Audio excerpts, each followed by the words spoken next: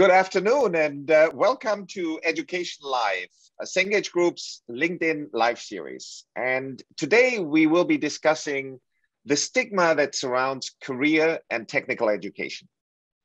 And not only how it impacts lives of people, but also how that stigma impacts the economy. In a recent report at Cengage, we published the finding that 58% of all high school graduates never considered any other alternative path to a traditional degree. So that stigma is alive and well and is at work, and even makes people not consider an alternative that they have, and an alternative that we will talk about in a bit more detail today. So in trying to tackle this stigma, I couldn't think of two more knowledgeable and interesting people to talk about this particular stigma with than my two panelists today. I am delighted to be joined by Jane Oates today, who is the president of Working Nation and a former US Department of Labor official under the Obama administration. Welcome, Jane. Thank you so much, Michael. Thrilled to be here. And I'm also joined by Eric Rubio, who is a heavy-duty truck instructor at Duncan Polytechnical High School and a master technician and Air Force veteran. And Eric has 12 plus years experience of firsthand working in the trades and instructing students. Welcome, Eric. And I should add very quickly that I have 3 boys in my household. You would be the instant hero with all that experience that you have, because they love nothing more than trucks and cars and repairing and fixing them. So welcome and thank you for joining us today.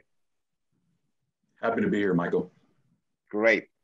So Jane, maybe I can start with you and just if you could give us a brief introduction what Working Nation does, and then also really what I would love to do is get your initial perspective on that stigma that surrounds trade. Why do you think it is, and you know, what do you think we can do about it? So thanks so much, Michael. Working Nation is a nonprofit media entity that was created by Art Bilger to really just tell the stories of people like Eric and his programs. You know, what are the successful programs that get people from education to work? What Cengage does every day. So I want to talk for a second about that stigma. I think we don't do enough in our homes, first of all, because the parents are where the stigma too often begins. And some of them with good reason. You know, many of them may have been victims of manufacturing leaving their area. But the other thing is media does us a great disservice. They talk about self-driving trucks like they're going to be here tomorrow. And people tell their kids, don't go into trucking, either repair or driving, because you'll be out of a job like I was. So I think between our systems and our media, we really need to do a much better job that these jobs are not dark, dirty, and dead end. They're instead great career pathways. Great. And I think that's a perfect segue to Eric. And Eric, if you could just inform our listeners a little bit more about what you do and what your history has been in many ways. And I would love to then tee off a question with you, but why don't you do first a brief introduction of yourself and the Polytechnical High School in Duncan? Sure. So I have a background in the United States Air Force. I was a mechanic in the Air Force. I joined straight after high school, and that's where I got the majority of my experience. After I exited the Air Force, I taught at Universal Technical Institute. And then I found an opportunity here at Duncan Poly High School, which is a career technical education high school. It's a magnet school for our district. So students attend our school, and we have a medical academy, and we have an industrial academy. And I teach the heavy duty truck program. We also have automotive, welding, manufacturing, and construction. And so we have a lot of time with our students because we operate on a block scheduling system. So the students effectively choose a major, or they choose a pathway that they're interested in, and we carry them through their 4 years of high school dedicated to that pathway, which, you know, and we don't charge any tuition because we're a public school. So the students have a really great opportunity to learn entry-level skills and be employable directly after high school. Great, super helpful, Eric. And let me segue into the first sort of question that I have for both of you. And let me start with you. I think it is pretty evident right now, and as many things, the pandemic, the COVID pandemic has accelerated and made it often more evident that the shortage of skilled trade workers is really impacting the economy right now. I mean, just one data point, there is a 50%, since the beginning of the pandemic, a 50% increase in job postings for all skilled trades. And yet most of these positions remained unfilled for an extended period of time, often more than 2 or 3 months. Eric, from where you're sitting, are you seeing the same thing happening? Are you seeing an increase in demand? And what do you think contributes to that big gap between the demand for this kind of labor and the supply? So there is a skills gap that has been occurring for quite some time. But, you know, in all of my industry partners, so I have local and regional industry partners that I have as an advisory. So that way I can make sure that I'm teaching the most relevant skills to my students, and they're all desperate for applicants. They're going so far as to even hiring from temp agencies in my industry just to perform preventative maintenance on these trucks. And, you know, I think a lot of it has to do with the awareness piece of it. You know, both students and parents, when it comes to public education, they're not aware of these job opportunities. And I don't think the proper research is occurring in high school for the students to research these employment opportunities, because there's hundreds of unfilled jobs within the heavy duty truck industry. And that's just my industry alone in my local area. And you got to think about the revenue that would be generated by these jobs, you know, the benefits, the salaries, the income tax, all of these things have a great effect on the local economy.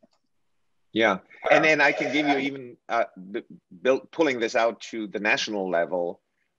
We had data from the Tech Force Foundation, which undoubtedly you're familiar with, that said there are, and this is very close to home for you, 642,000 jobs for transportation technicians currently open, and that the labor supply is around 55,000.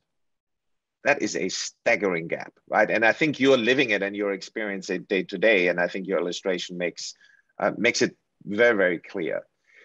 Jane, that impact on the economy, you mentioned earlier, you know, it starts in the home, the stigma, it then gets transcended through the media. It's interesting to me that real and tangible impact on the economy that we're talking about somehow doesn't get popular coverage. I don't think people are aware of it. Part of the reason that we're doing this LinkedIn Live. Why do you think that is? Is it just lack of awareness, or is there something else at work here? Well, I think there's a couple of things. First, in the immediate, you know, most of these high quality programs in career and technical education had to shut down. They were so negatively impacted during COVID. You can't do hands-on unless you can be there with your instructor. And so it put a pause on the supply chain of this important workforce. But longer term, I think that we do a very poor job, and I think Eric did a great job of it, really articulating the openings and, of course, looking at the real money that these folks make. You know, people don't talk about, I don't know why we hide behind not saying facts about what people make. We should be really clear, both with young people and career transitioners, that these are stable jobs, these are quality jobs that pay a good salary and benefits in most cases, and we should be promoting them. And finally, I would say, you know, I think all of us have to do a better job of saying, in the 21st century, you are not going to make the decision to either go on for an associate's or baccalaureate degree or not at 18. That education is going to become much more approachable as you age. So you can at 18 go right from high school into a certification program, go to work, make a good salary, and have your employer share the cost of your post-secondary education, or you could make enough money that you could self-pay. So it's not an either or anymore. And I don't think we say that loud enough to families and to the students themselves. I think it's a terrific point. Eric, are you seeing this on the ground with your students, that what Jane referred to as this lack of visibility and clarity? What could this job and this job trajectory really pay at the end of the day? And how does that stack up if I go now to a college and incur debt at the age of 18? I mean, you're dealing with a lot of 16 to 18-year-olds on a daily basis. What do you think is their awareness of this?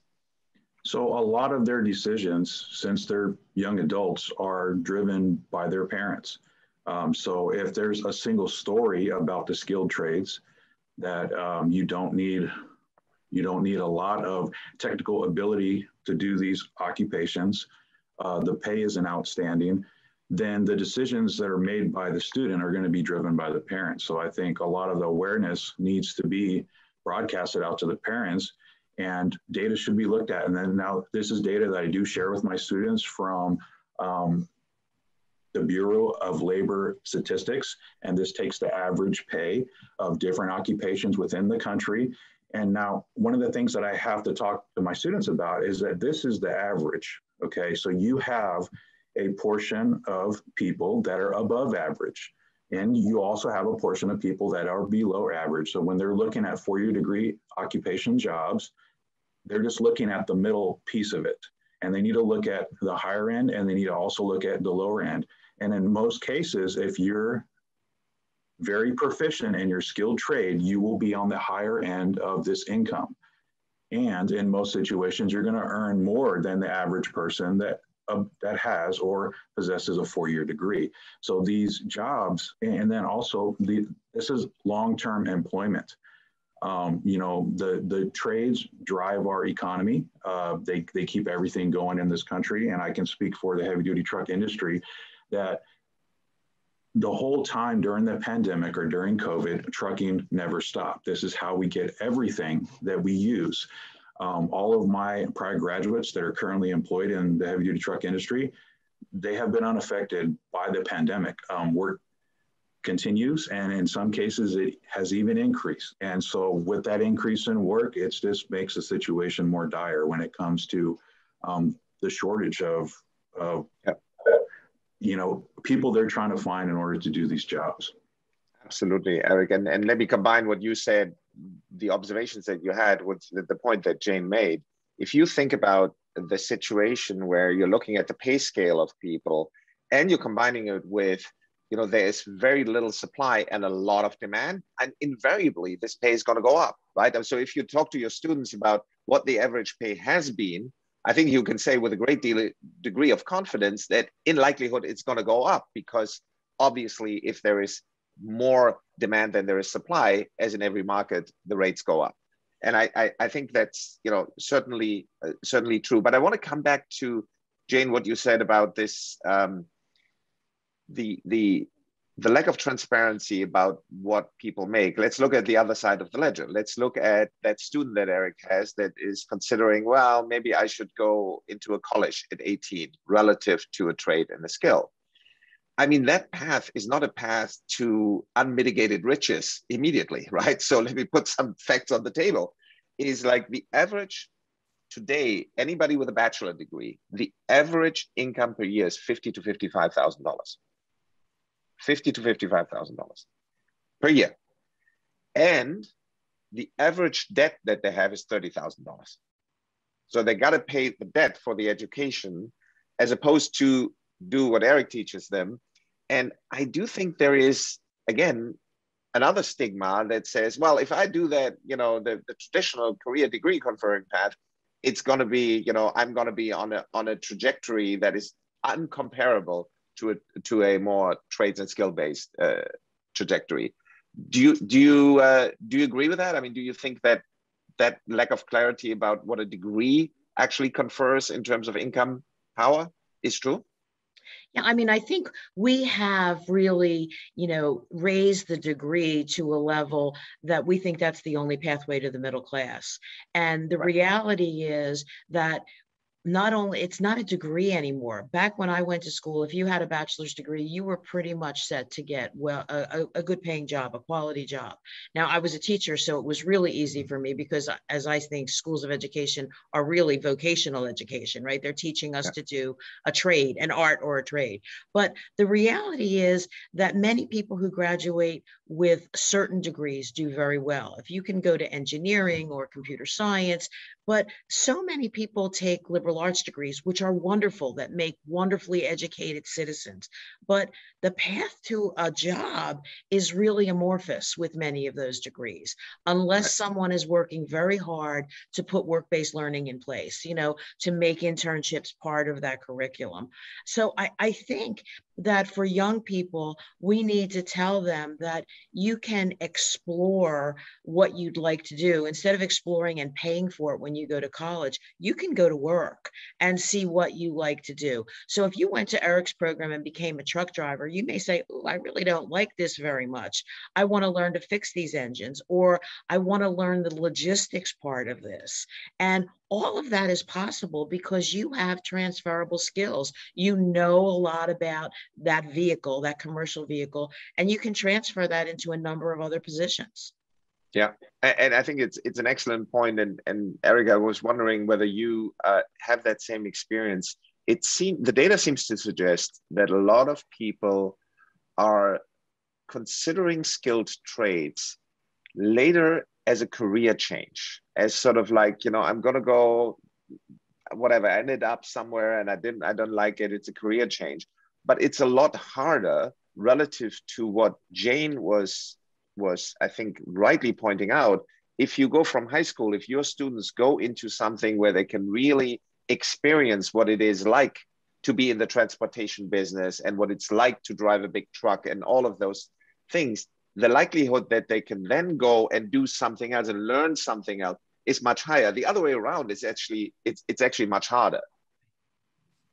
Yeah, and then that just goes to say that, 66% of students out of high school go to college. And then of those 66% of the students, 25% graduate, and then 50% of the graduates are underemployed. So you have that gray market. And then that's where you're talking about, where they have, they don't want to be underemployed. They're not utilizing the degree that they went to school for. So now they're trying to retrain in these other employment opportunities. And, I tell my students, you guys should really consider doing a self-evaluation and figuring out what it is that you're interested in, but also what are you good at? And then researching the labor market, finding where there's a shortage of employees, and then training yourself or doing what you need to do in order to obtain those skills, because then you're going to be in a situation where you have 100 job openings and not many applicants. So you are in a buyer's market effectively. For every 10 jobs that are available in the US, only one requires some kind of professional degree. 2 of them require a 4-year degree, and 7 of them require certificate-based credentials. So things like tech schools, apprenticeship programs, and the skilled trades. And that is happening now. And what we have is we've been saturated in the market with a lot of college grads and, that have degrees and markets that have more applicants than jobs available. And so we got to think about the Title IV funding that is associated with these graduates. And this affects the taxpayers. They are, utilizing the taxpayer-funded Title IV funding in order to obtain this education, but they're being underemployed, or they're not graduating, or they're not completing these programs. So it's a big issue that's happening. It is a big issue. Now, I want to push us because I think all 3 of us made very eloquently the case why this is a problem. Now, I'm going to push the 3 of us to figure out some solutions and at least put them on the table for discussion. And let me start by saying that I am, full disclosure, somewhat biased. Some of you, Jane, I think you and I talked about this, know that I was actually born and raised in Germany, and there are 3 countries in that area, Germany, Austria, and Switzerland, that have a very skill and trade focused education system. And Eric, I see you nodding. You probably know a thing or two about that. But what is really interesting, if you take a step back now, I'm not a big believer you can just transport a system from one country to the other. There are lots of things that come in. But the connectivity between employers and the education system is very, very strong there. In other words, it is expected that people are in school and in the workplace at the same time. And I think that that element, I do think, is something that we can take a page out of and figure out how we can connect the workplace more effectively to the education space. And Eric, I'd love to start with you. So have you seen examples there of things that work, and where employers, you mentioned a few in your field, take a more active approach, or what can they do more of in your mind?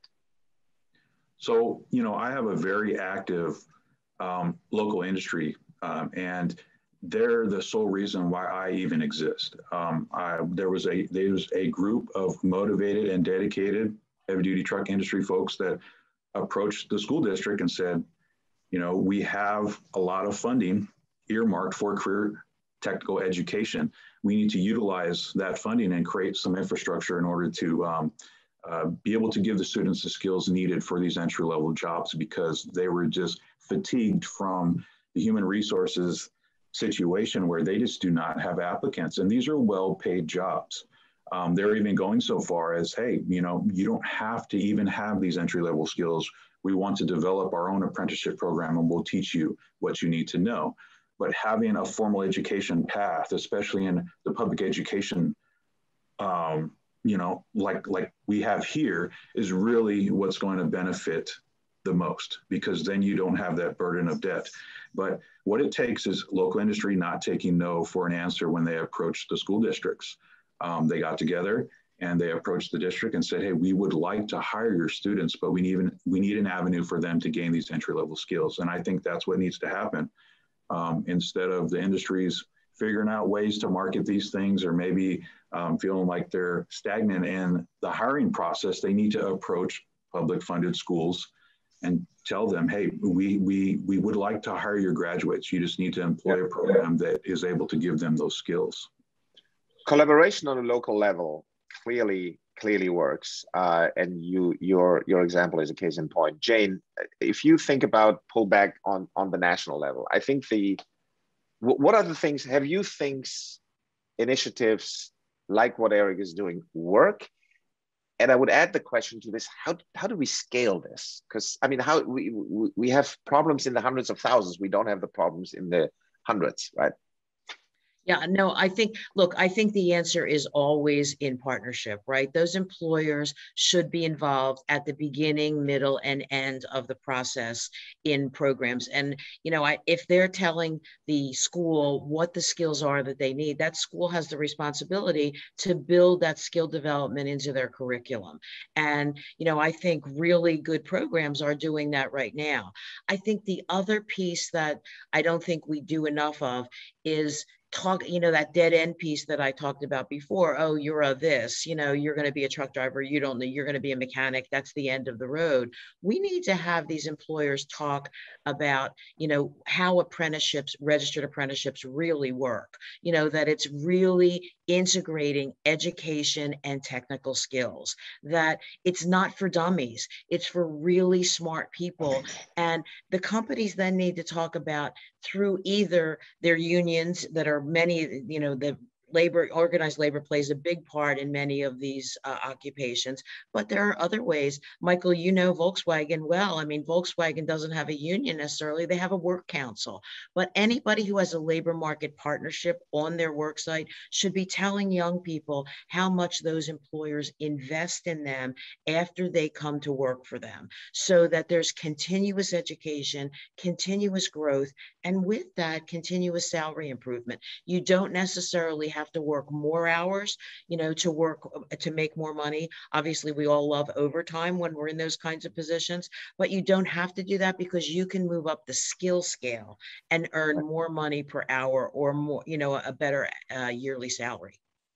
Yeah, no question. And I do think that this notion of the employer taking a more active and continuous role, not just looking at like, oh, how do I recruit people? And Erica said that I have a problem recruiting people. Now help me figure out that problem, but more thinking about the evolution, to your point, Jane, of the individual through the company and what they can do to reskill and upskill. I think is something we're hearing at Cengage, particularly with our Ed2Go business, where, you know, employers are taking a more active role in the continuing education of their employees, as opposed to just looking at intake and then, you know, sort of turnover of employees. And I think there are some powerful recent examples. So it's not all doom and gloom. But for instance, the moves that Amazon has made, I mean, they're being criticized a lot for a lot of different things, but the fact that they have said, well, if you're working for Amazon, we will allow you to get a college degree if if you're so inclined, and you have the necessary experience within Amazon in maybe a much more career and technical field, will allow you to get a college degree, and we will pay for that. So I think there are some shoots of hope that the employers are also taking this in a very different way. Eric, my question in a way back to you is, what did you see as the education system? And you're talking from a high school perspective. What needs to change? I mean, already at Duncan, you have changed a lot of things, right? I mean, you've talked to the employers, you have implemented a program that they are saying, hey, we want to have those graduates, et cetera. Is there anything else on your wish list that you wish would be different going forward? So, we need to be a feeder school to the local community colleges. So there should be a program where my students should be able to seek opportunities for higher education after they exit the program here. And so the local community college is in development of a heavy duty truck program, and they're building an entire new satellite campus so the students can take advantage of that. And then I will be offering dual enrollment. So the students won't have to start from scratch in that program. They'll get dual enrollment credit here. And so that pushes them to that associate's degree program. And that's just really going to be the end of their formal education, because directly after that, they really need to obtain the skills. So the hands-on competencies. Now, when we're talking about the trades, the formal education piece of it can only go so far, and the work experience is going to have to take over. And what are the smarter what a lot of the smarter industry partners are doing is that those technicians or those tradespeople that are considering retiring, they're keeping them on as full-time trainers, and they're creating their own apprenticeship programs within their business. And that is going to benefit them, because then they get to grow those employees from entry level to journeyman, and then they can, reap the benefits of that. So instead of having all of that knowledge leave the company, they're retaining those employees for full-time trainers. And to speak to what Jane was talking about earlier, my students do participate in an unpaid internship program once a week when they're in 12th grade. So they go and they work at these job site locations one day a week to get them exposed to the actual work environment. This also gives them an opportunity to try on, this industry and see if it's a good fit for them. Now, I train my students. The basis of my program is heavy duty truck technology. So that's the technician piece of it. But the industry as a whole needs employees. So when they go to job site, I don't restrict them to working in the shop. If they have an interest in working in the parts department, if they want to see what the service advising part of the business is, or even though I don't teach it, even the auto body side of it, I don't create restrictions for them, so they can go and see if that's a good fit for them. But I want them to have a level of awareness where they know that they're going to enjoy it.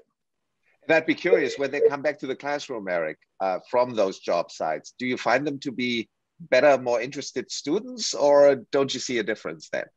So I see both. So I see it both ways. I have students that come back and can't wait for next week, and then I have students that come and approach me and say, "Hey, Mr. Rubio, this isn't a good fit for me. Okay. What else can I do?" That's valuable. Yeah, and I tell them there's nothing wrong with that. And from an HR standpoint, it's very time consuming and it's very expensive to bring somebody on board and then have them quit, a month or two later. So they really enjoy the fact that they get to basically have an in-person interview process for months on end. And then these 95% of my students that have found employment directly after graduation, this is how they got that employment, because that employer has approached them and said, hey, we're very impressed with your work ethic and your attitude, and we would like to know if you want to work here full time. We just need you to graduate high school. Yeah, no, absolutely. I think this is a great moment that we can actually transition to some audience questions, and we have solicited questions before, and I'll start with those, and we'll see others, how many we can get to. But one of the questions that I thought was particularly interested is, what are the other barriers from your perspective to enter into trades beyond the stigma? And some examples that people were citing: discrimination against African American, discrimination against women, academic preparation for challenging certification tests. What's your take, Jane? Let's start with you. What are other barriers to entry? So look, I think that one about race and gender is real, especially when we look backwards. But people need to look at the demographics of the trades now. It's changing, right? And it's changing pretty rapidly. So we need to be really clear and approach that and talk to female students about what are the challenges they may face. Certainly female students of color are used to being the only one in a room.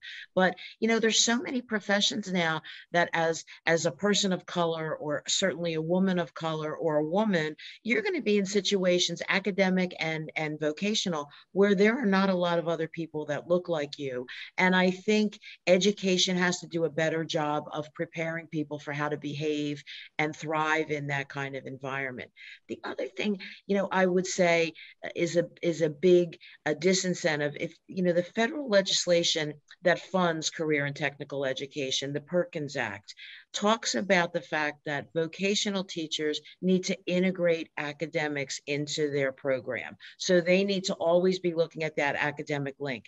There is no parallel language, I am ashamed to say, in the Elementary and Secondary Ed Act that says to academic teachers, they have a responsibility to integrate the application of what they're teaching into their day-to-day work. And if you think about it, you know, Michael and Eric, you've both done the same thing. We buy Lincoln Logs and Legos for our kids, and we really we make them do puzzles because we know they have to do things with their hands. We teach them to love doing things with their hands until they get to school. And then about middle school, we say, oh, you only have to go into those programs if you aren't good in academics. And some teachers even go so far as to say awful things, like if you don't work harder in your math class, you're going to have to go into the CTE track.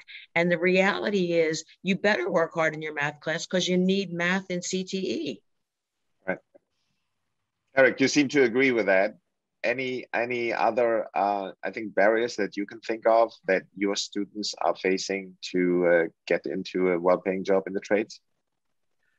So we're making some headway within our district with the awareness of career technical education opportunities, but I think there, you know, other districts aren't faring so well in that. So, you know, I think it's just, you know, and to say something about the school that I work at, it used to be a middle school. So it's so unassuming that we even have these programs here when you drive by them. So if we didn't do a lot of outreach with the 8th grade students and going to the elementary schools, I don't think that we would have the enrollment that we currently have now. So, you know, I think the majority of the challenges that are being faced is that the awareness piece of it. The students and the parents do not know that there are career tech ed opportunities, and that with the attainment of the skills, there are lucrative ways, you know, in order to gain employment. So it's just that, you know, and then to speak to, you know, the gender and the race piece of it, 10% of my senior class is female students. Now, I have a situation where I have 2 industry partners, you know, excellent women that lead their organizations. You know, they're both owners of nationally known truck manufacturer brands. And so when I have young women in my class, they can look up to them and say, hey, you know what, I can do this too. This isn't a men's only occupation or a men's only industry. And then it's just important that we have those role models and we get those industry partners involved and give them opportunities to speak to our students, and then we're going to see that gap close up. Absolutely, and power of role models is very, very powerful. But Eric or Jane, both of you on academic preparation for challenging certification tests. I think Jane, you touched on it a little in that you said, you know, it needs to be integrated, and it's probably not integrated enough into the traditional academics. Eric, are you seeing that problem? Are you seeing students coming to you and saying like, geez, I'm not really well prepared for that certification test, or you're not really seeing that in your school because you're doing a better job at it? Well, I think as a nation, we're having some problems with the literacy piece of it. So, you know, a lot of these certifications have complex text in them. And, you know, I have to emphasize the vocabulary. So that's one of the challenges too, because the terminology within my industry, I have to really emphasize that. So that way the students can be successful when they take their entry level certification. So I have my students do complete OSHA 10. You know, it's a 10-hour OSHA training course, and that's just going to give them a strong foundation on safety. There's a lot of lingo in there. There's a lot of industry specific references, and the traditional A through G academic rigor doesn't necessarily prepare them for that. You know, I have to do some preparation. And then along with the ASC entry level tests that I give my students, which are industry level certifications, I have to make sure that they're prepared for that. Now, there are books that you can read to prepare, but you know, the education that they're receiving is not necessarily tailored to those. And so that's one of the things that we need to work on as well. Yeah. And Michael, you think about these instructors, these faculty members that are teaching career and vocational ed, time is their enemy, right? The kids are sometimes bused there. They only have so many hours. They don't come every day, or they come for part of the day. There's a real responsibility for academic teachers as they're teaching test taking skills to include these certification tests as some part of that, you know, readiness. Everybody gets lots of prep on ACT or the SAT, but these are important things because I think people in all fields will be taking certification tests throughout their career. So it's not just to, you know, to kind of banter with the CTE folks right now, but this is an important responsibility for educators to see that certifications are going to be a part of everyone's life moving forward. And we should be including the way those tests are formatted into the preparation that we're, when we talk about test preparation to our students. Yeah, and I completely agree with you, Jane and Eric. And I would just add from one other element in terms of solutions to the challenges that we face. I think we also need to make aggressive use of technology that allows us right now to really take care of those time constraints that Jane, that you are articulating, and Eric, you are seeing. I think we need to make it more flexible. So we at Cengage, with our Ed2Go business, we're allowing people to get skills in very specific trades, whether it's electrician, transportation, et cetera, in collaboration with the community colleges, right? They come to the community colleges. They don't want to get a traditional degree. They come to us as a result of it.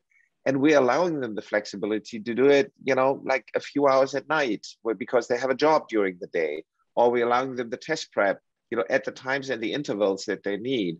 And then added on to this is this, you know, the link between the academic lingo, and I think, Eric, you pointed it out very eloquently. There are certain things, certain foundational things that they gotta do to take those tests. So I do think using technology in a way to bring education to the students, as opposed to waiting for the students to come to the education environment. I think if we can get the right blend there, I think we can make a lot of progress and make it easier and more accessible. So with that, the next question that I've gotten was, how has the COVID pandemic impacted the approach to trade education? Eric, from your perspective, I mean, it must have been a rough 18 months, no matter what, but tell us a little bit how COVID has impacted what you've seen happening. So with the online scheduling that the students had to experience, since I operate on a block schedule, so I don't have a traditional 45-minute class. My 12th grade students, they participate in a consecutive 3 periods all afternoon. So directly after lunch, they spend all afternoon with me. And that's how we're able to do the internship programs. And then also the juniors as well. They have 2 consecutive periods. Now with the distance learning piece of it, my instructional time was effectively cut down. I only met with my students for half of the planned time that I normally would. And it translated to 8 months of lost instructional time, not to mention, they received no hands-on competencies. And so I effectively see that year as it being lost, you know. So my 12th grade students that are attending my class this year, I've had to start them from scratch because I just don't feel that they're ready to move on to the next piece of it. And so when it came to career technical education, I don't really, you know, hindsight's always 20/20, but the nature of the trades is that you must achieve those hands-on competencies. So I think we could have done a better job in making sure that students receive that in some form or fashion, whether it's small groups, small cohorts, you know, but it should have been an essential piece of the education business to make sure that the students were able to obtain those skills. Yeah. And Michael, Jane, you've heard a any lot about, observations? yeah, I mean, you've heard a lot about learning loss, and nobody's talking about this technical competencies loss at the national level the way they should be, because we should be funneling money so that if teachers like Eric were willing to teach Saturdays, if they were willing to teach, you know, during school breaks to get these kids the technical skills that they needed, we should be providing the funding for that. And I say that not because I'm a recovering teacher. I say that instead because it's an economic reality. We've all experienced the, you know, the whole problem of shortages. We see what's happening, you know, from the beginning with paper products, but now if you know anyone who's tried to order an appliance, the wait list is unbelievable. And that's because we don't have the skilled tradespeople to have these places operate, you know, 3 shifts, and we don't have the skilled people to repair and drive these trucks to get things moving. So when we talk about logistical problems, it's a labor problem, and we could solve that with some of these young people to get them what they needed, and certainly solve it with some older, you know, your community college students had that same hands-on learning loss. We should be doing the same thing with them. No question about it. And I think that learning loss that both you and Eric articulated, I think is again a call for me to really get more creative around how we deliver learning. If you know, hopefully we're not going to get into another pandemic quite like that, but at some point, Eric, I'm sure there are ways that you can use simulations for other things, and you know, not obviously substitute for the hands-on learning, but at least not just have 50% of your time being wasted because you couldn't access students. So I do think there is a lot to be learned there. Jane, Eric, let me first thank you very profoundly for participating in this very interesting discussion. I am very confident that we've moved the discussion forward, and we have provided, to your earlier point, Jane, hopefully some visibility to something that I think will be a real pillar of the economic recovery of this country. And if we don't take it seriously, I think we only have ourselves to blame. And I do think we now have the tools, and most of all, we have the passion of people like Eric and his colleagues, and of Jane, you on a policy side. So we will be answering more questions on LinkedIn Live that came in that we couldn't get to. But for now, I just want to thank both of you for your time and your insights. It's been an absolute pleasure. And for me, given that I grew up in Germany, it was a little bit of a homecoming. So thank you so much. Thanks, Michael. Thanks, Eric. Thank you both. Thanks, Eric. Bye-bye. Bye-bye.